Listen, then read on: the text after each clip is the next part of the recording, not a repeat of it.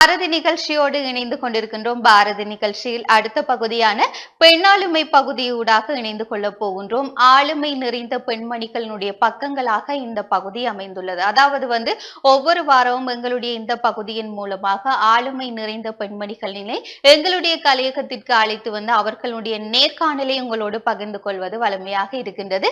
அந்த வகையில் இன்றைய தினமும் ஒரு ஆளுமை நிறைந்த பெண்மணியினைத்தான் நாங்கள் இன்றைய தினம் எங்களுடைய இல்லத்திற்கு அழைத்து வந்திருக்கிறோம். பொதுவாக சாதனை பெற்ற ஒருவரையோ அல்லது போனால் இந்த உலகத்தில் சாதித்த ஒருவருடைய கருத்துக்களோ சரி, ஆலோசனைகளோ சரி, அவர்களுடைய அனுபவ பகிர்வுகளோ சரி, வளர்ந்து வருகின்ற ஒவ்வொருவருக்கும் ஒரு முன்னுதாரணமாக இருக்கும். இவர்களுடைய அனுபவ பகிர்வின் மூலம் நிறைய பேர் நாங்களும் இப்படியெல்லாம் வாழ வேண்டும், நாங்கள் பின்னோக்கி செல்லக்கூடாது அப்படின்னு சொல்லி அவர்களுடைய வழியில் நடப்பவர்களும் நிறைய பேர் இருக்கத்தான் செய்கின்றார்கள். ஆகவே எல்லோருக்கும் இது ஒரு பயனுள்ள பகுதியாக இருக்கும் என்ற நம்பிக்கையில் இந்த வாரம் ஒரு ஆளுமை நிறைந்த பெண்மணியுடைய நேர்காணலைத்தான் அடுத்து பார்க்க போகின்றோம். இணைந்து கொள்ளலாம் பெண்ணாளுமை பகுதியூடாக.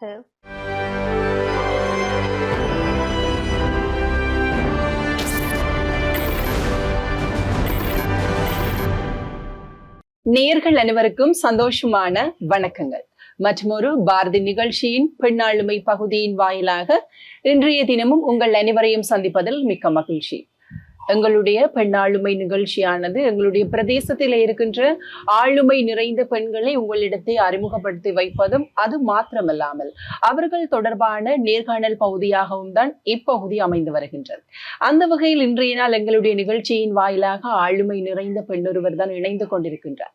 அதாவது யாழ்ப்பாண மண்ணில் பிறந்து புலம்பெயர் தேசத்திற்கு சென்று அங்கே மேயராக தற்பொழுது பணியாற்ற இருக்கும் ஆளுமை நிறைந்த பெண்ணொருவர், அதாவது ஷர்மிளா சிவராஜா அவர்கள் தான் இன்றைய நாளும் எங்களுடைய இந்த நிகழ்ச்சியின் வாயிலாக கலந்து கொண்டிருக்கின்றார்.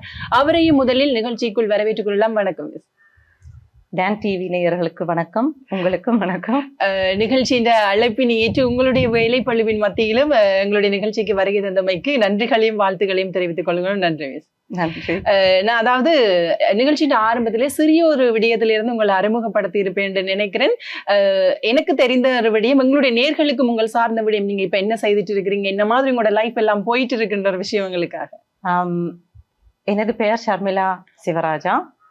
எனது கணவருடைய பெயர் ஜெயகாந்தன். நான் என்ன சொல்றது, சிறு வயதிலிருந்தே ஜெர்மனியில் வளர்ந்தேன். என்னுடைய அப்பா அம்மா அந்த கால போர் காரணத்தால் இங்கே இருந்து 1985 ஆண்டு ஜெர்மனி நாட்டுக்கு இடம்பெயர்ந்து விட்டார்கள். எனது 2வது வயதிலிருந்து நான் அங்கேதான் வளர்ந்து வருகின்றேன். அங்கேதான் கல்வி கற்றேன். அங்கேதான் படித்து முடித்து 2004 ஆண்டு நான் லண்டன் யூகேக்கு திருமணமாகி சென்றேன். அங்கு நாங்கள் ஒரு தொழில் நடத்தி கொண்டிருக்கின்றோம். அது என்னவென்றால் உடல்நல குறைபாடு உள்ள மாணவர்களுக்கு டிரான்ஸ்போர்ட் என்று சொல்வார்கள், டிரான்ஸ்போர்ட்டேஷன், அதாவது டிரான்ஸ்போர்ட் ஆபரேட்டராக இருக்கின்றேன். அவர்களுக்கு டிரான்ஸ்போர்ட்டை வழங்கி கொண்டிருக்கின்றோம். அத்தோடு நான் 2022 கவுன்சிலராக எலெக்ட் ஆனேன். அது குரோலி என்ற இடத்தில், யூகேயில் குரோலி என்ற இடத்தில் நான் 2022 ஆண்டு எலெக்ட் ஆயிருந்தேன். அப்போ கடந்த 2 ஆண்டுகளாக நான் கவுன்சிலராக பணிபுரிந்து கொண்டிருக்கின்றேன். 2024 ஆண்டு மே மாதம் 24ஆம் தேதி நான் மேயராக பதவியேற்றுள்ளேன். தற்சமயம் நான் இப்ப எங்கள் ஊருக்கு வந்துள்ளேன், சங்கானையில் இருக்கின்றேன். எனது அப்பா கச்சாயை சேர்ந்தவர், அம்மா சங்கானை. இப்பொழுது நான் சங்கானைக்கு வந்திருக்கின்றேன். சரி, இப்படியே எங்களுடைய சின்ன ஒரு அறிமுகத்திலேயே நாங்களும் இந்த நிகழ்ச்சியை ஆரம்பித்திருக்கின்றோம். நீங்க சொல்லியிருந்தீங்க மே மாதம் 24ஆம் தேதி இப்ப இனித்தான் உங்களுடைய அந்த மேயர் பதவிக்கான பணியை ஏற்க போறீங்கன்னு நினைக்கிறேன். அந்த ஒரு அனுபவம் தொடர்பாக சொல்லுங்க. கவுன்சிலர் பதவியில் இருந்து மேயராக பதவி ஏற்றது, அதிலும் குறிப்பாக புலம்பெயர்ந்து இங்க இருந்து சின்ன வயசுல இருந்து அங்க போயிட்டு அந்த ஒரு தேசத்துல அங்க உள்ள ஆட்களுக்கு மத்தியில இருந்து நீங்கள் ஒரு ஈழத்தில் இருந்து புலம்பெயர்ந்து சென்ற ஒரு தமிழ் பெண் மேயராக வருவது என்பது எங்கள் எல்லாரையும் பாக்கிகள் அது ஒரு பெரிய ஒரு விடயமாக இருக்கின்றது, எங்களுக்கும் பெருமையாக இருக்கின்றது. அந்த அனுபவம் தொடர்பாக சொல்லுங்க. அது என்னவென்றால், கவுன்சிலராக நான் வருவதற்கு காரணமே, நான் சின்ன வயதிலிருந்தே உதவி செய்யும் மனப்பான்மை எனக்கு நிறையவே உண்டு. எப்படி என்றால், மொழிபெயர்ப்பாளராக இருந்துள்ளேன். நாங்கள் சிறு வயதிலிருந்து ஜெர்மனியில் வளர்ந்தபடியால் முதல் வந்த சமுதாயமாக சிறுவயது சமுதாயமாக எங்களை நாங்கள் எடுத்துக்கொள்ளலாம் 1985களில்.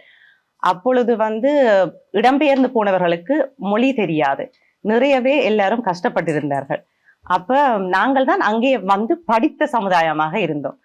அப்ப அங்க இருக்கின்ற ஏனைய சமுதாயங்களுக்கு நாங்கள் மொழிபெயர்ப்பாளராக என்னுடைய அன்னை என்னை எப்பவுமே அனுப்பி வைப்பார். ஏனென்றால் தாங்கள் பட்ட கஷ்டத்தை, மொழி தெரியாமல் கஷ்டப்படுவதை விரும்பவில்லை. யார் கேட்டாலும் எந்த மொழிபெயர்ப்புக்கும் நான் என் சகோதரர்கள் எல்லாருமே சென்றிருப்போம். அது சின்ன வயதிலிருந்தே அப்படி ஒரு பழக்க வழக்கம் இருந்தபடியால் நான் இங்காலையும் யூகேக்கு மாறிய பின்னும் நான் ஃபார்மசியில் ஒர்க் பண்ணி கொண்டிருந்தேன். அப்பவும் மருத்துவத்துறையாக இருக்கட்டும், எந்த சம்பந்தமாக மொழிபெயர்ப்பு தேவைப்பட்டாலும் நான் யூகேயிலையும் அதே செய்து கொண்டிருந்தேன். அதே போல நான் இப்போ யூகேயில் ஒரு நடன ஆசிரியராக இருக்கின்றேன். சிறு வயதிலிருந்தே 6 வயதிலிருந்தே ஜெர்மனியில் நடனக்கலையை கற்றுக்கொண்டேன். அரங்கேற்றமும் செய்துள்ளேன். ஜெர்மனியிலேயே எனது நடன பள்ளியை ஆரம்பித்தேன். இந்த நடனத்துறையில் நான் இருப்பதில் இன்னும் ஒரு பெருமையான விஷயம் என்னவென்றால், 2004 நான் யூகேக்கு சென்றேன். 2006ஆம் ஆண்டு குரோலியில் உங்களுக்கு தெரியும், யூகே ஒரு அரச நாடு. அதில் குவீன் வந்திருந்தா, எங்கள் குரோலி நகரத்துக்கு குவீன் வந்திருந்தா. ஏனென்றால் அவர்கள் குரோலியின் அனிவர்சரி நடந்தது, அதற்கு வருகை தந்திருந்தார்கள். குவீனும் கிங்கும் வந்திருந்தார்கள். அப்பொழுது அவர்களுக்கு அதில் தான் நான் சொல்றேன், இந்த கலை எப்படி வளர்ந்திருக்கின்றால், கலை நிகழ்ச்சி அவர்களுக்காக சமர்ப்பணம் ஒன்று இருந்தது. அதுக்கு எங்களைத்தான் கேட்டிருந்தார்கள். எங்களை என்றால் என்னையும் எனது சகோதரம், எனது தங்கையும் என்னோடு தான் நடனம் கற்று அரங்கேற்றம் செய்திருந்தார். அப்ப அவர்கள் வரும்பொழுது அவர்கள் வருகைக்கு நாங்கள் தான் வரவேற்பு நடனம் கொடுத்திருந்தோம். அது ஒரு என்ன சொல்வார்கள், ஒரு எப்பவுமே ஒரு குவீனுக்கும் கிங்குக்கும் முன்னால் உங்களுக்கு ஆடுவதற்கான தருணம் கிடைப்பதில்லை. கிடைத்தவர்கள் எப்பொழுதுமே ஒரு பெருமைசாலிகளாகத்தான் இருப்பார்கள். அந்த ஒரு பெருமை எனக்கு கிடைத்திருந்தது. அப்படி நடத்தி கொண்டு இருக்கையில என்ன தேவைகள் இருந்தாலும் எல்லாருக்கும் உதவி செய்து கொண்டேதான் இருந்தேன். நான் ஒரு தமிழ் ஆசிரியராகவும் கடந்த 15 ஆண்டுகளாக தமிழ் பள்ளிக்கூடத்தில், அது ஒரு வாலண்டரி ஆர்கனைசேஷன். ஸோ எப்படி பார்த்தாலும் எங்கள் தமிழ் மொழியையும் தமிழ் கலை கலாச்சாரங்களையும் வளர்க்க வேண்டும் என்பதற்காக நான் அதிலேயும் ஒரு ஆசிரியராக இருக்கின்றேன்.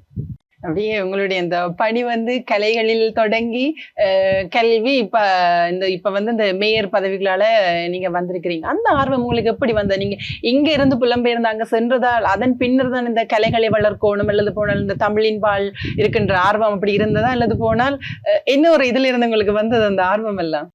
கலை என்னுடைய அம்மாக்கு பிடித்த ஒரு விடயம். அவதான் சிறு வயதிலிருந்தே கலையில் எங்களை கொண்டே செலுத்தினார். அதற்கு பிறகு கலை என்றால் எனக்குமே ரொம்ப பிடிக்கும். சின்ன வயதிலிருந்து பிள்ளைகளை பெற்றோர் எப்படி வளர்த்தெடுக்கிறார்களோ அதே மாதிரி தான் அந்த பிள்ளைகள் வளர்ந்து ஒரு நல்ல ஒரு ஆட்களாக உருவாகுவார்கள். அதே போல கலை எனக்கு பிடித்த விஷயம். அதையே செய்து கொண்டிருக்கும் பொழுது இந்த பணிகளும் எனக்கு பிடித்த விடயமாக தான் இருந்தது.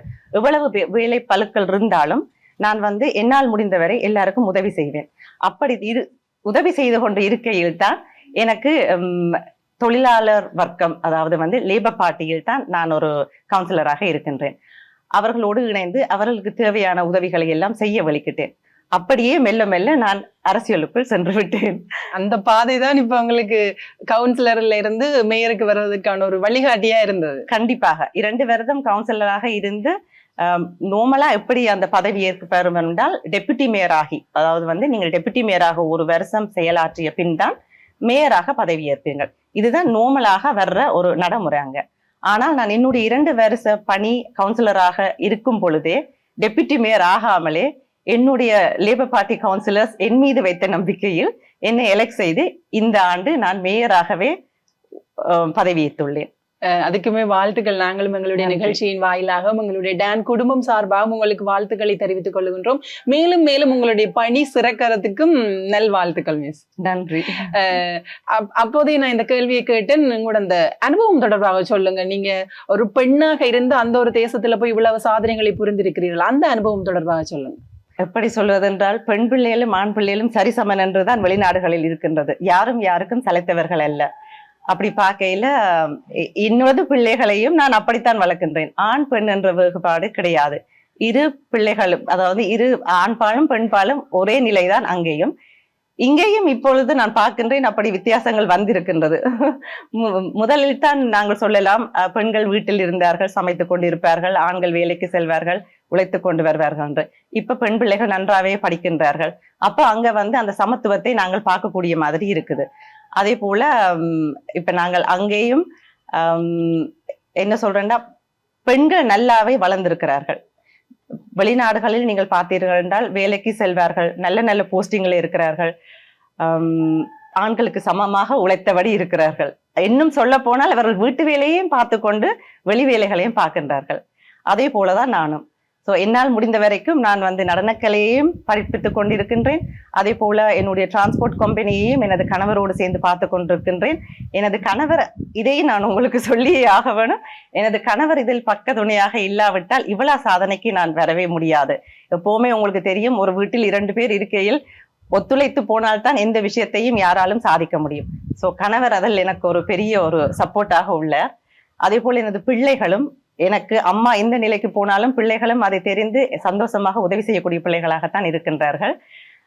நான் உங்களுக்கு முதலே சொன்னபடி ஒரு பெற்றோர் வளர்ப்பில் தான் பிள்ளை உருவாகும். அப்படி பார்க்கையில் என்னுடைய அம்மாவின் பேர் புஷ்பராணி. அவர் சங்கானையில் சொல்ல போனீங்கன்னா மணி என்று சொன்னால் தெரியும். அவர் எந்த விஷயத்தையும் சிறு வயதிலிருந்தே பல கேட்க பெண் பிள்ளை என்று பார்த்ததில்லை. 2 பிள்ளைகளையும் ஒன்றாகத்தான் பார்த்து, இன்னும் பெண்கள் நல்லா வர வேணும், ஊக்கமா வர வேணும், தைரியமா வர வேணும் என்று சொல்லி சொல்லி வளர்த்தது அம்மா. அது எப்படி ஒரு பிள்ளைக்கு எப்படி நினைவில் இருக்குமோ அதே போல்தான் நான் உருவாகி இருக்கின்றேன் தான் நான் சொல்லுவேன். நிச்சயமாக நீங்க கூறியதான் இந்த விடயத்தை நம்ம சொல்லணும்னு நினைக்கிறேன். குறிப்பாக பெண்களுக்கு குடும்பத்தாருடைய ஒத்துழைப்பு இல்லாமல் அவர்கள் ஒரு துறையின்பால் சாதிப்பது என்பது கடினமான விடயம். அதே நேரம் திருமணமான பெண்களுக்கு கணவருடைய ஒத்துழைப்பு இல்லாவிட்டாலும் அவர்கள் தங்களுடைய அந்த விருப்பத்துறையின்பால் பயணிப்பது என்பது கடினமான விடயம். அவ்வாறு இருக்கையில் உங்களுடைய அந்த குடும்பத்தாருடைய ஒத்துழைப்பும் உங்களுடைய கணவருடைய ஒத்துழைப்பும் இருக்கிறால் நீங்க இன்னும் உங்களுடைய அடுத்தடுத்த படிநிலைக்கு போகணும்னு சொல்லிட்டு கேட்டுக்கொள்கின்றோம். இவ்வாறு நீங்க இந்த கலைத்துறை, ஆசிரியர் பணி, உங்களுடைய தொழில் இருக்கைகள் இந்த அரசியல் பிரவேசத்தை எப்படி உங்களை குடும்பத்தார் எதிர்கொண்டார்கள்? எல்லாரும் அதை வரவேற்றார்கள். அரசியலில் நான் செல்வது யாரும் எனக்கு தடை சொல்வதற்கும் இல்லை. ஏனென்றால் நான் செய்ய போறது ஒரு சேவை, ஒரு பணி. நல்ல விஷயம் செய்வதற்கு யாரும் தடை கூறுவதற்கு இல்லை தான் எப்படி பார்த்தாலும். அப்படி பார்க்கையில் நான் சொன்னது போலதான் என்னுடைய பெற்றோர்கள், எனது கணவர் எல்லாருமே இது நல்லது, வரவேற்கத்தக்கக்கூடிய ஒரு விஷயம். நான் அதில் ஒரு விருப்பம் இருப்பது, ஆர்வம் இருப்பதால் தான் அதுக்குள் செல்கின்றேன். அவர்கள் என்னை வரவேற்று என்கரேஜ் பண்ணி அதில் இருப்பதற்கு இன்னமும் எனக்காகவே பக்கபலமாக இருக்கிறார்கள். நிச்சயமாக இந்த அரசியல் துறை பெண்கள் என்று பார்க்கதான் எங்களுடைய நாட்டை ஒப்பிட்டு பார்க்குமானால் இந்த அரசியல் துறையில் ஆண்களுடைய பங்களிப்பு தான் அதிகமாக இருக்கின்றது, பெண்களுடைய பங்களிப்பு குறைவாகத்தான் இருக்கின்றது. அங்கே புலம்பெயர் தேசத்தில் அது எவ்வாறாக இருக்கின்றது? ஆண்களுக்கு பெண்கள் நிகராக அரசியல் துறையிலும் பிரவேசம் செய்கிறார்களா? நான் முதலில் சொன்ன போதுதான், வெளிநாட்டில் பார்த்தீர்கள் ஆண்கள் பெண்கள் என்ற வேறுபாடே கிடையாது, சரிசமனாகத்தான் இருக்கின்றார்கள். மற்றும் நீங்கள் பார்த்தீர்கள் என்றால் அங்கே ஒரு பாட்டி இருக்குது என்றால் சரிசமனாகத்தான் பெண்களும் ஆண்களும் இருப்பார்கள். தனி ஆண்கள் தான் ஒரு பாட்டியில் இருப்பார்கள் என்று நீங்கள் பார்க்க மாட்டீங்க. எல்லாவற்றிலும் ஈக்குவாலிட்டி இருக்குது. அங்க ஈக்குவாலிட்டி, டைவர்சிட்டின்னு சொல்வார்கள். கலை, கலாச்சாரம், சமநிலை எல்லாம் சேர்ந்ததுதான் அரசியல். நிச்சயமாக இந்த கருத்தை எங்களுடைய நாட்டு பெண்களுமே எடுத்துக்கொள்ளணும் என்று நானும் உங்களோட சேர்ந்து அப்படியே கேட்டுக்கொள்றேன். ஏன்னா எதுக்குமே பெண்ணுக்கு நிக்காமைக்கு முன்னுக்கு வர பழகு கொள்ளணும். அதே நேரத்துல எங்களுக்கு ஒரு துறை விருப்பமா இருக்குதுன்னு அந்த துறையின் பால் நாங்கள் என்னதான் சவால்கள் வந்தாலுமே அதை சமாளித்து கொண்டு போறதுக்கான ஒரு திறனையும் எங்களுடைய பெண்களுமே கொண்டிருக்கணும்னு நான் நினைக்கிறேன். அந்த வகையில் அப்படி இதோட சேர்த்து இந்த கேள்வியை கேட்கலாம் அப்படின்னு நினைக்கிறேன். இன்றைய காலத்திலேயும் எங்களுடைய நாட்டையும் பொறுத்தவரையில பல பெண்கள் தங்களுடைய துறையின்பால் பயணிக்கணும், தங்களுடைய விருப்ப துறையின்பால் பயணிக்கணும் என்று சொல்லிட்டு ஆசைப்படுவார்கள். இருந்தாலுமே அவர்கள் வெவ்வேறு காரணங்களால் அந்த தங்களுடைய விருப்பத்தின்பால் செயல்படுவது குறைவாக இருக்கின்றது. அவ்வாறாக சாதிக்க துடிக்கும் பெண்களுக்கு உங்களுடைய அறிவுரைகள் என்னவாக இருக்கும்? சாதிக்க துடிக்கும் பெண்களுக்கு என்னுடைய அறிவுரை என்னவென்றால், நீங்கள் அப்பா அம்மோடு வளரைக்க உங்களுக்கு என்ன விருப்பமோ அதை நீங்கள் வடிவாக கூறலாம். ஏனென்றால் பெற்றவர்கள் உங்களை எப்பவுமே ஆதரிப்பார்கள். அவர்களுக்கு உங்களுக்கு என்னென்ன விருப்பமோ அதை சொல்லி அதன்படி அவர்களோடு சேர்ந்து நீங்கள் பயணித்தீர்கள் என்றால் நீங்கள் நிலைத்த நிலையை அடைய முடியும். அதே போல நான் சொன்ன மாதிரி தான் வரப்போற கணவரும் எந்த பெண்ணுக்கும் பக்கபலமாக இருப்பார்கள் என்றால் பெண்கள் ஆண்களை விட சாதிப்பார்கள் என்றுதான் நான் சொல்லுகிறேன். நிச்சயமாக இந்த கருத்தையுமே எங்களுடைய நாட்டு பெண்களுமே வந்து இன்னும் எடுத்துக்கொள்ளணும்னு நானும் விருப்பப்படுறேன். அந்த வகையில் பார்த்தோமான மிஸ் வந்து இப்ப இருக்கிற ஒரு கதை எழுது போன ஒரு குற்றச்சாட்டு பார்த்தோம்னால், நாங்கள் எங்களுடைய மண்ணில் இருப்பவர்கள் வந்து நாங்கள் எதிர்கொண்ட பிரச்சனைகள் எல்லாமே வந்து மறந்து விட்டார்கள் என்ற ஒரு இது கதை ஒரு குற்றச்சாட்டு மாதிரி ஒன்று இருக்குது. அங்கே இருக்கின்ற புலம்பெயர் தேசத்தில் இருப்பவர்கள் வந்து அதனை எவ்வாறு எதிர்கொள்கின்றார்கள்? இன்னமுமே அது தொடர்பாக பற்றுகள் இருக்கின்றனவா அல்லது போனால் அவர்களும் மறந்து விட்டார்களா? இல்லவே இல்லை. கண்டிப்பாக வெளிநாட்டில் உள்ளவர்களுக்கு பற்று இருக்கின்றது. எப்படி என்றால், ஜெர்மனியில் இருந்து நான் சிறு வயதிலிருந்து வளர்ந்திருந்தேன் என்று உங்களுக்கு குறிப்பிட்டிருந்தேன். அப்படி இருக்கையில் நான் இவ்வளவு சரளமாக தமிழ் கதைக்கிறேன் என்றால் அந்த பற்று அழியாமல் இருப்பதுதான் அதன் முக்கிய காரணம் என்று சொல்லுவேன். சிறு வயதிலிருந்தே இப்ப இங்கேதான் நீங்கள் 5 நாட்களும் பள்ளிக்கு சென்று தமிழை கற்றுக்கொள்வீர்கள். அங்கு உள்ள பிள்ளைகள், எங்களை போன்ற பிள்ளைகள் சின்ன வயதிலிருந்து இங்கு இப்ப வளர்ற பிள்ளைகள் மட்டும் கிழமையில் ஒரு நாள் தான் தமிழ் பள்ளி செல்வார்கள். அதுவும் அந்த வாரத்தில் ஒரு சனிக்கிழமை தான் செல்வார்கள். அந்த சனிக்கிழமையில் மட்டும் தமிழ் பயின்று அங்கே நீங்கள் தமிழ் படிப்பிக்க கூடிய அளவுக்கு, கற்பிக்கக்கூடிய அளவுக்கு ஒரு ஆசிரியாக உருவாகக்கூடிய நிலைமை அங்கே கட்டாயம் இருக்கின்றது.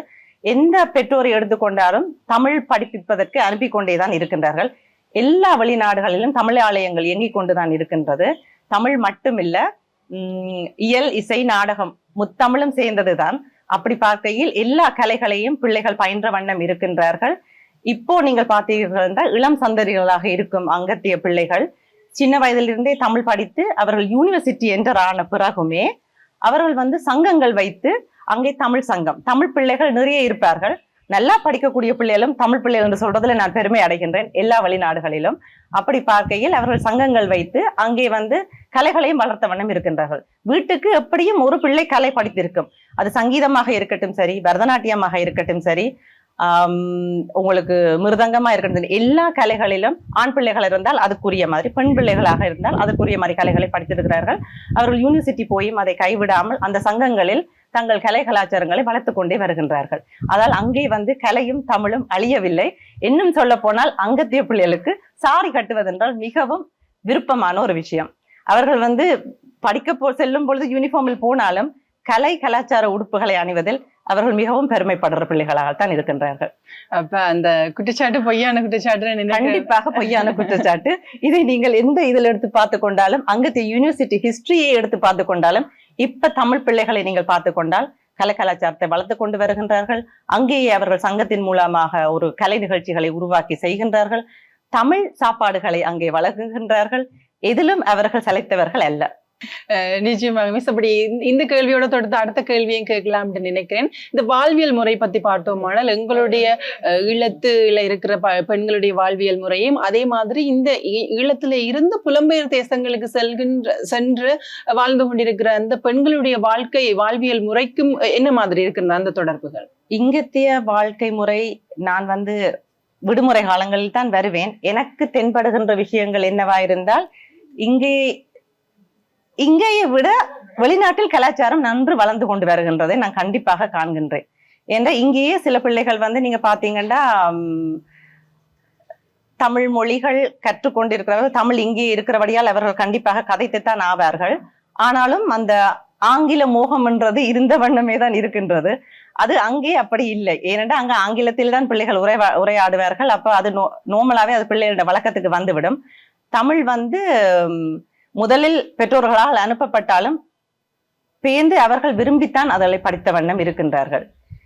இங்கே உள்ளவர்கள் வந்து இன்னும் நல்ல நிலைக்கு வர வேண்டும் என்று எண்ணினால்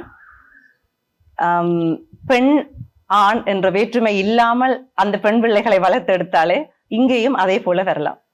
நிச்சயமாக. ஆனால் அந்த வேற்றுமை இன்றுமே தொடர்கிறதா இல்லையா, அல்லது அந்த வேற்றுமைக்கான முற்றுப்புள்ளி வந்து விட்டதா என்றது தெரியவில்லை. ஏனென்று சொன்னால், ஆரம்பத்திலே நாங்க சொன்னது போலதான் வந்து இப்ப இருக்கின்ற இந்த சூழ்நிலைகளிலும் கூட பெண் பிள்ளைகளை தங்களுடைய ஒரு விருப்பத்துறையின் பால் பயணிப்பதற்கு, அல்லது போனால் சரி தாங்கள் விரும்பிட்டார்கள் என்று சொல்லி ஒரு துறையின் பால் பயணிக்க வைக்கிறார்கள். இருந்தாலுமே அந்த துறையில் இருந்து அடுத்தடுத்த கட்டத்திற்கு போவதற்கான ஒரு முட்டுக்கட்டையை வந்து குடும்பத்தார் வந்து போட்டு விடுகிறார்கள். ஏனென்று பார்த்தோம்னால் திருமணம். திருமணமானதற்கு பின்னர் வந்து குழந்தை அப்படின்னு ஒவ்வொரு படிநிலைகளை தாண்டி எங்களுடைய இந்த பெண்கள் வரைக்கும் நிறைய சவால்களை எதிர்கொண்டு கொண்டிருக்கிறார்கள். பூரண ஒத்துழைப்புடன் அவர்கள் தங்களுடைய அந்த துறையின்பால் பயணிக்கிறார்களா என்பது போனால் ஒரு கேள்விக்குறியாகத்தான் இருக்கின்றது. நிச்சயமா அந்த கருத்துக்கு நீங்க என்ன சொல்ல வரீங்க? அதை நான் ஒத்துக்கொள்கின்றேன் தான். இங்கே நீங்கள் பார்த்தீர்கள் அப்படி ஒரு சூழ்நிலை நீங்கள் சொன்னது போல் உருவாகி இருக்கலாம். வெளிநாடுகளில் அது இல்லை. ஏனென்றால் வெளிநாடுகளில் வளரும் ஆண் பிள்ளைகளும் பெண் பிள்ளைகளின் கஷ்ட நஷ்டம் தெரிந்து வளர்றவர்கள். அங்கே வந்து அந்த பாகுபாடு இல்லாதபடியா திருமணத்துக்கு பிறகும் நான் பார்த்த வரைக்கும் இளம் சமுதாயங்கள் எப்படி இருப்பார்கள் என்றால், கணவன் மனைவி சமைப்பதாக இருந்தாலும் சேர்ந்தே செய்வார்கள், வீடு துப்புரவாக இருந்தாலும் சேர்ந்தே செய்வார்கள், வேலைக்கு செல்வதாக இருந்தாலும் சேர்ந்தே செய்வார்கள். அப்ப கஷ்ட நஷ்டங்கள் தெரிந்து 2 பேரும் சரிசமனாக பிரித்து வாழும் ஒரு சூழ்நிலை அங்கே இருக்கின்றது. இங்கே பார்த்தீங்கள் என்றால் பெண்கள் கூடுதலான வேலைகள் செய்வார்கள். வேலைக்கு செல்லும் பெண்களா இருந்தாலும், ஏனென்றால் சமைப்பது பெண்களின் ஒரு கடமையாக இருக்கின்றது வழியா அவர்களே அது செய்வதாக இருக்கின்றது. வெளிநாடுகளில் அப்படி இல்லை. வெளிநாடுகளில் 2 பேருமே சேர்ந்து உதவி செய்து தங்கள் குடும்பங்களை நன்கு கொண்டு செல்கின்றார்கள். அந்த சமத்துவம் இங்கேயும் வர வேண்டும் என்று சொல்லிட்டு தான் எல்லாருடைய எதிர்பார்ப்பாக இருக்கிறது. நீங்க இப்ப கூறினது போலதான் இங்கு பெண்கள் வந்து அதிக அளவிலான வேலை செய்து கொள்கிறார்கள். வீட்டு வேலையாக இருக்கலாம், சரி, அல்லது சமையல், பிள்ளைகளை பார்த்து கொள்வது, இவ்வாறு ஆண்களோட ஒப்படைக்குள்ள ஏராளமான வேலையை செய்து கொள்ளுகிறார்கள். இருந்தாலுமே ஒரு கதை ஒன்று வரைக்கும் நீங்க என்ன வேலை செய்யறீங்க, ஒரு அலுவலகத்திற்கு சென்று ஒரு சம்பாதித்தால் தான் அது வேலையாக கொள்ளப்படுகின்றதை தவிர்த்து இந்த வீடுகளில் செய்கின்ற வேலை எல்லாமே வந்து இங்க ஒரு அதெல்லாம் அந்த கதைக்கே பேச்சு இல்லை என்றுதான் சொல்லலாம். ஆனால் நான் சொல்லவா, வீட்டில் செய்வதுதான் வெளியில் செல்வதை விட பெரிய வேலை என்று நான் சொல்லுவேன். ஒரு வீட்டை நிர்வகித்து பிள்ளைகளை வளர்த்து பொறுப்பாக பார்ப்பது வெளி வேலையை விட பெரிய வேலை. அதை வந்து செய்யும் பெண்களை நான் உண்மையில் பாராட்டுவேன். சொல்லுவார்கள் ஹவுஸ் ஒய்ஃப் என்று. ஹவுஸ் ஒய்ஃப் தான் வெளியில் செல்லும் பெண்களை விட கூட வேலை செய்தவர்கள் என்று சொல்லி அவர்களுக்கு எனது ஒரு பெரிய பாராட்டையே தெரிவித்துக் கொள்வேன். ஏனென்றால் இலகுவான வேலை இல்லை அது. நிச்சயமா அதை எங்களுடைய நான் சமுதாயம் புரிந்து கொள்ள வேண்டும் என்று நினைக்கிறேன். சிறுமி சபா இருக்கையில் வந்து இவ்வளவு காலம் நீங்க யாழ்ப்பாணத்துல பிறந்து ஜெர்மனிக்கு சென்று பிறகு லண்டன்ல இருந்து இவ்வளவு ஒரு பெரிய ஒரு பயணம், உங்களோட பயணம், அந்த பயணத்தின் பால் வந்து நீங்க சவால்களையும் எதிர்கொண்டிருப்பீங்க. எந்த ஒரு ஸ்ட்ரகிள்ஸுமே இல்லாமைக்கு வந்து இவ்வளவு பெரிய ஒரு இடத்துல போய் இருக்கிறது என்பது ஒரு மிகப்பெரிய ஒரு விடயம் தான். அவ்வாறு இருக்கையில் நீங்க எதிர்கொண்ட சவால்கள் தொடர்பாக கூறுங்க. சின்ன வயதில் ஜெர்மனியில் வளரைக்கில் பெருசாக நான் சவால்களை எதிர்கொள்ளவில்லை. அது பெற்றோரோடு வளர்ந்தபடியால். யூகேக்கு திருமணமாகி வந்தும் பெருசா சவால்களை எதிர்கொள்ளவில்லை, கணவரோடு இருந்தபடியால். தொழில் என்று தொடங்கிய பின் நிறைய சவால்களை நாங்கள் எதிர்கொண்டோம். நானும் எனது கணவரும் சேர்ந்தேதான். தொழில் என்றால் உங்களுக்கு தெரியும், ஆரம்பிக்கையில் வந்து எந்த தொழிலும் இலகுவாக தொடங்கிவிட முடியாது. நான் இப்பவும் சொல்வேன், என்னுடைய டிரான்ஸ்போர்ட் கம்பெனி என்னுடைய ஒரு சிறு பேபி என்று தான் சொல்வேன், சிறு குழந்தை. ஏனென்றால் அதை பெற்றெடுத்தால் தான் தாய். அதே போல இந்த தொழிலையும் நாங்கள் வந்து சின்னதிலிருந்து நாங்கள் உருவாக்கிய தொழில். அந்த தொழில்களில் நிறைய சவால்கள் இருந்தது. ஏனென்றால் அது வந்து டிரான்ஸ்போர்ட் பிசினஸ் என்று பார்த்தீர்கள் என்றால் தமிழாக்கள் அங்கு டிரான்ஸ்போர்ட் பிசினஸ் செய்வது குறைவு. வேறு துறைகளில் இருக்கின்றார்கள். ஆனால் transport special needs school children தான் இதை சொல்லுவோம். உடல் நலம் குறைந்த பிள்ளைகளுக்கு டிரான்ஸ்போர்ட் சர்வீஸ். அதில் வந்து நிறைய இடையூறுகள் ஆரம்பித்து ஒரு தொழிலை தொடங்கி அதை எவ்வாறு கொண்டு செல்வது. இப்ப நாங்கள் வந்து எங்களுடைய ஸ்டாஃபாக இருந்தாலும் அவர்களுக்கு நாங்கள் எங்களுடைய வாகனங்களைத்தான் கொடுத்து வேலை செய்ய வைப்போம். அப்படி இருக்கைக்குள்ள ஆரம்பிக்கல சின்ன சின்ன படிகள் ஏறி செல்வதுதான் ஒரு தொழில். அப்படி வந்ததுதான் எங்கள் தொழிலும். இதுல நான் முக்கியமா சொல்ல வேண்டிய விஷயம் என்னன்னா, நாங்கள் வந்து வேற்றை நாட்டவர்களுக்கு எங்கள் தொழிலில் வேலை கொடுக்கவில்லை. எங்களுடைய தமிழ் மக்களுக்கு தான் வேலை கொடுத்து வைத்திருக்கின்றோம். அதிலும் நீங்கள் பெண்களை பற்றி கதைக்கிறபடியா இன்னும் ஒரு விடயம் என்னென்றால், வீட்டில் இருக்கும் பெண்களை வெளியால் கொண்டு வந்திருக்கின்றேன். எல்லாரும் என்னட்டை வேலை செய்யும் வாகன ஓட்டுநர்கள். அதில் நீங்கள் பார்த்தீர்களோ 70% பெண்கள் தான். அப்ப பெண்கள் தான் அந்த துறையிலும் இப்ப நன்றாக வந்து கொண்டிருக்கிறார்கள். சோ நான் என்ன செய்கின்றேன் என்றால், பெண்களையும் ஊக்குவித்துத்தான் வந்து கொண்டிருக்கின்றேன். எதற்காகவும் அஞ்ச தேவையில்லை. நான் இருக்கிறேன் பக்கபலமாக. நீங்கள் வந்து வேலை செய்யுங்கள், உங்களுக்கு தேவையான உதவிகளை நான் செய்வேன் என்று சொல்லி எங்களுடைய சமுதாய மக்களுக்கு, தமிழ் மக்களுக்கு தான் அங்கே நான் வேலை கொடுத்து கொண்டு வருகின்றேன். இன்னும் உங்களுடைய அந்த பயணம் சிறக்கிறதுக்குமே நாங்களும் வாழ்த்துக்களை தெரிவித்துக் கொள்கிறோம். இங்கே இருந்து அங்கேயும் வர அந்த புலம்பெயர் தேசத்தை எங்களுடைய உறவுகளை வந்து அவர்களுக்கான தொழில் வாய்ப்புகளை நீங்க மேலும் மேலும் உருவாக்கி கொள்ளணும்னு நினைக்கிறேன். அந்த தொழில் இப்ப எப்படி போய்கொண்டிருக்கு உங்களுடைய அந்த தொழில்? கடவுள் அருளால் அந்த தொழில் நன்றாகவே போய்கொண்டிருக்கின்றது. சிறிதாக ஆரம்பித்து ஒரு நிலையில் நன்றாக போய்கொண்டிருக்கிற தொழிலாகத்தான் நான் அதை சொல்லுவேன். அதிலும் நிறைய என்ன சொல்வார்கள், நிறைய கான்சென்ட்ரேஷன் உங்களுக்கு அதுல தேவை. ஏனென்றால் நாங்கள் வந்து பள்ளிகளோடு கதைக்க வேண்டி இருக்கும். மற்ற இது வந்து உடல் நலம் குறைந்த பிள்ளைகள் என்றபடியால் அவர்களுடைய பெற்றோர்களோடு, மற்றது ஒன் டைம் பிள்ளைகளை கொண்டே சேர்க்க வேண்டும். டிராஃபிக் இருக்கும், டிராஃபிக்கை எதிர்கொள்ள வேண்டி வரும். மற்றது எல்லா என்னுடைய ஸ்டாஃப்ஸுக்கும் நாங்கள் வந்து அங்கத்திய ரெகுலேஷன் படி safeguarding training, first eight training, தற்சமயம் காரில் போய் நடந்தால் அதுக்குரிய முறைகளில் அங்கத்திய ரெகுலேஷனுக்கு ஏற்ற மாதிரி ட்ரைனிங்கள் கொடுத்து வைத்திருக்க வேண்டியிருக்கும். ஆக்சிடென்ட்கள் நடப்பதுண்டு. உடனே நாங்கள் இன்னொரு வாகனத்தை அனுப்பி பிள்ளைகளையும் பாதுகாப்பாக கொண்டு சென்று பள்ளிகளில் சேர்க்கும்படி ஒரு அவசரத்தில் இருந்தாலும் சேஃபாக கொண்டு சேர்க்கின்ற ஒரு வழிமுறையை கடைபிடிக்க வேண்டியிருக்கும். ஸ்டாஃப்ஸால் வர முடியாட்டி, ஏனென்றா அங்கே வந்து நீங்கள் எப்படி வேலைக்கு வச்சிருந்தாலும் யாரும் இந்த இதை செய்திட முடியாது. இதுக்குண்டு ஸ்பெஷலாக ட்ரைனிங் எடுத்தவர்கள் மட்டும், அதுவும் போலீஸ் கிளியரன்ஸ் எடுத்தவை, என்ற பிள்ளைகளோடு வேலை செய்வது வழியால் அதில் நிறைய சட்டத்திட்டங்கள் இருக்குது.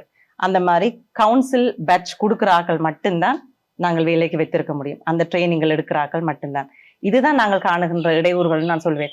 வெளியில் இருந்து எந்த இடையூறும் வரப்போவதில்லை. ஏனென்றால் அப்படி ஒரு நாடும் இல்லை யூகே. யாரும் நீங்கள் நினைத்தால் முன்னுக்கு வரக்கூடிய மாதிரியும் உழைத்து நன்றாக வெற்றி பெறக்கூடிய மாதிரியும் சட்டத்திட்டங்களை வகுத்து வைத்திருக்கிறது. வேற நாட்டவர் வந்து இங்கே உழைக்கின்றார்கள் என்ற பாகுபாடு அங்கு கிடையாது. அதால் எங்களால் முடிந்தால், எங்களுக்கு முயற்சி இருந்தால் நாங்கள் சிகரத்தை கூட தொடலாம். நிச்சயமாக சிகரத்தை தொடுவீங்கன்னு சொல்லிட்டு நினைக்கிறேன். அப்படி பாக்கிக்கல. அடுத்தது வந்து இந்த ஈழம், நாங்கள் இங்கே இருக்கிறார்கள் மற்றது புலம்பெயர்ந்து செல்ற அந்த தொடர்பாக கதைத்திருந்தோம். அவ்வாறு இருக்கையில் வந்து நீங்க கலை கலாச்சாரம் பத்தி நாங்க சொல்லியிருந்தோம். அதுக்குள்ளதான் வந்து எங்களுடைய இந்த பண்டிகைகள், திருவிழாக்கள் என்ற மாதிரிக்குமே வந்து உள்ளடங்கி கொண்டு அது அங்க என்ன மாதிரி செய்கிறார்கள்? பண்டிகைகள் கலாச்சார முறைப்படிதான் செய்கிறார்கள் அல்லது போனால்? கண்டிப்பா கலாச்சார முறைப்படிதான் பண்டிகைகள் அங்கு செய்த வண்ணம் இருக்கின்றார்கள். எப்படி என்று பார்த்தீர்கள் என்றால், இங்கேதான் போர்க்காலத்தில் எங்கள் மக்களால் துரதிர்ஷ்டவசமாக இதில் செய்ய முடியவில்லை. ஆனால் புலம்பெயர்ந்த மக்கள் அதை இழந்து விட்டோம் என்று எண்ணி அங்கே இருக்கும் பொழுது எந்த பண்டிகைகளையும் அவர்கள் கைவிடுவதும் இல்லை. வரும் இளம் சமுதாயத்திற்கும் அதை பழக்கி கொண்டுதான் வருகின்றோம்.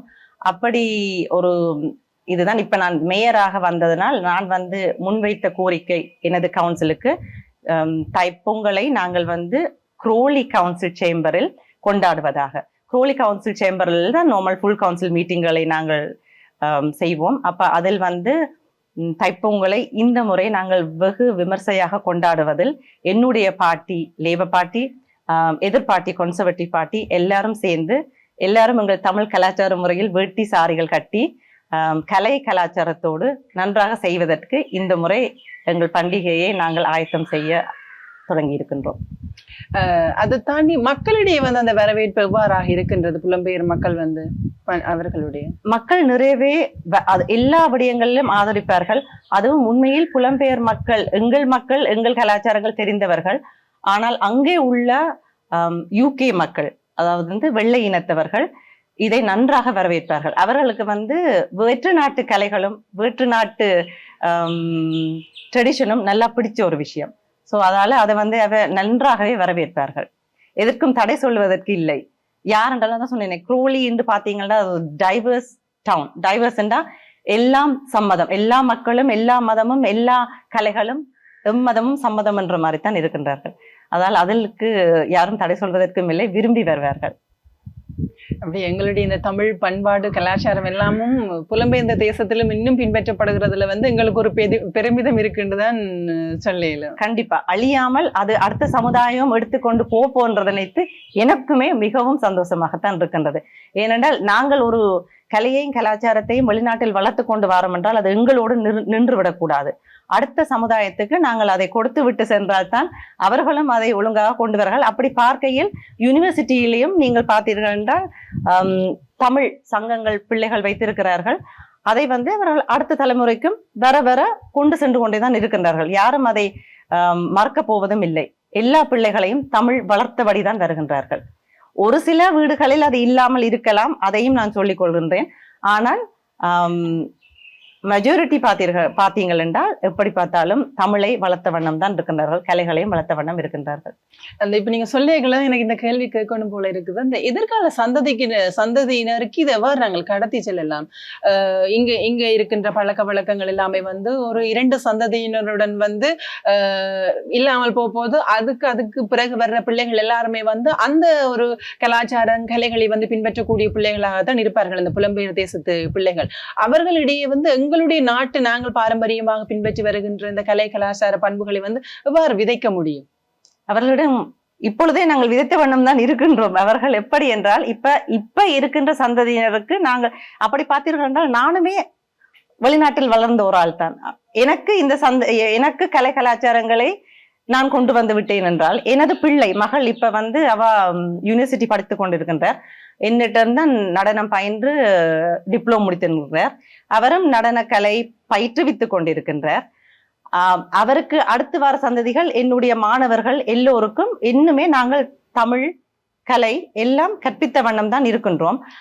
எடுத்து செல்வது எப்படி என்றால் என்னுடைய மகளுக்கு நான் இதை பழக்கி விட்டேன் என்றால் அவர் அதற்கு அடுத்த வார தன்னுடைய பிள்ளைகளுக்கு அவர் கண்டிப்பாக இதை படிப்பித்த வண்ணம் தான் இருப்பார்கள்.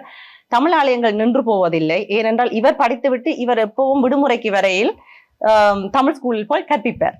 அப்ப என்ன நடக்குதுன்னா அங்கத்த பிள்ளைகள் அதை எடுத்துக்கொண்டே செல்கின்றார்கள். இவர்களுக்கு நாங்கள் எப்பவும் விதைத்த வண்ணம் தான் இருக்கின்றோம். எங்களுக்கு பிறகு நீங்கள் இதை கொண்டு வரத்தான் வேணும். கோயிலாக இருந்தாலும் சரி, தமிழ் பாடசாலைகளாக இருந்தாலும் சரி, இப்ப பாத்தீங்கன்னா இளம் சமுதாயம் தான் சாமி தூக்குவதாக இருந்தாலும் சரி, குரோலியில் அதுதான் இப்ப நடந்து கொண்டிருக்கிறது. அது ஒரு நல்ல விஷயம்.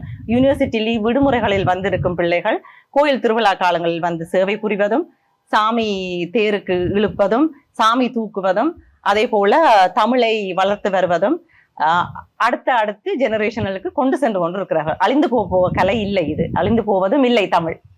நிச்சயமா இன்னும் அடுத்தடுத்த சந்ததியும் வந்து இதை கொண்டு செல்லணும்னு நினைக்கிறேன். அப்படியே நாங்க திருப்பி ஒரு ரொட்டேட் பண்ணி உங்களுக்குள்ள வரலாம்னு நினைக்கிறேன். இவ்வளவு காலம், இவ்வளவு ஒரு பயணம், இந்த ஒரு நிலையை மேஜர் என்ற ஒரு போஸ்ட்ல வந்து இருக்கிறீங்க. உங்களோட எதிர்கால அடுத்தடுத்த நடவடிக்கைகள் எல்லாம் என்ன மாதிரி இருக்குது? நீங்க பிளான் பண்ணி வச்சிருக்கிறீங்களா, இல்லாட்டி என்ன எப்படி வச்சிருப்பீங்கன்னு நினைக்கிற ஒரு வருஷம் இப்படித்தான் போகுதுன்னு சொல்லிட்டு அடுத்த நடைமுறை இப்ப என்னுடைய மேயர் பதவியின் படி பார்த்தீர்கள் என்றால் எனக்கு இப்போ 1 வருஷ காலத்துக்கு மேயர் பதவி இருக்கிறது. எப்பவுமே ஒவ்வொரு வருஷமும் மேயருக்கு வந்து மேயர் ஓட்டிங் வரும். அப்ப இந்த வருஷம் எனக்கு வந்து கவுன்சிலால் என்ன சொல்ல உங்கள் டைரி ஃபுல்லாகி விட்டது. நான் என்னென்ன செய்ய போகின்றேன், என்னுடைய தொழில் சார்பான விஷயங்கள் பற்றி கவுன்சில் ஆல்ரெடி எனக்கு டைரி ஃபுல்லாகி விட்டது. ஆனா அதே நேரத்தில் அதை தவிர்த்து நான் மேயராக எங்கள் தமிழ் சமுதாயத்துக்கு என்ன செய்ய வேணும் என்பதை இப்போ நான் உங்களுக்கு சொன்ன போதுதான் தைப்பொங்கலை எடுத்து செல்ல போகின்றேன். அடுத்தடுத்து எங்கள் கலைத்துறையிலும் எங்கள் தமிழுக்கு என்ன தேவை, தமிழர்களுக்கு என்ன தேவை என்று சிந்தித்து அதற்கேற்றபடி அதை கொண்டு செல்வதற்கான பிளான்களை தான் நாங்கள் போட்டுக்கொண்டு இருக்கின்றோம்.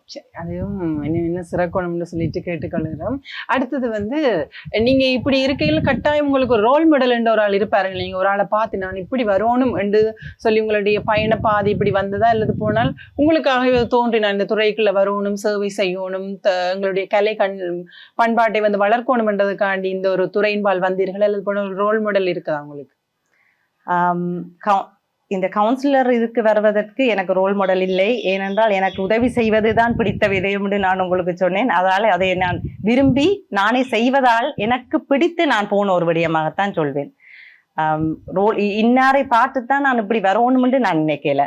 ஆனா சிறு வயதிலிருந்து எனக்கு ஒரு விதை போடப்பட்டது. அது நான் உங்களுக்கு சொல்ல படிந்தார் அம்மா வந்து விதைத்தது உண்டு. உதவி என்றது வந்து எல்லாருக்கும் நாங்கள் செய்ய வேண்டிய ஒரு விஷயம். அதன்படி வந்தபடியா நான் இப்படியே வந்து விட்டேன் என்றுதான் சொல்வேன்.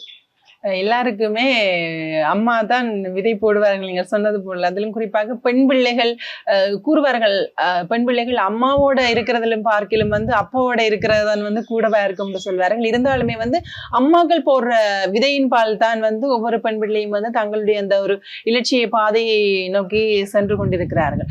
இவ்வளவு தூரம் பயணிப்பதற்கு உங்களுக்கு சப்போர்ட்டா யார் இருக்கிறது?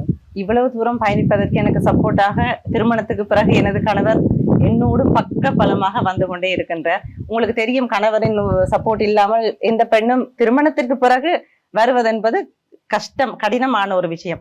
நான் வந்து திருமணம் ஆகையிலேயும் பரதநாட்டியம் பள்ளி வைத்து கொண்டுதான் இருந்தேன்.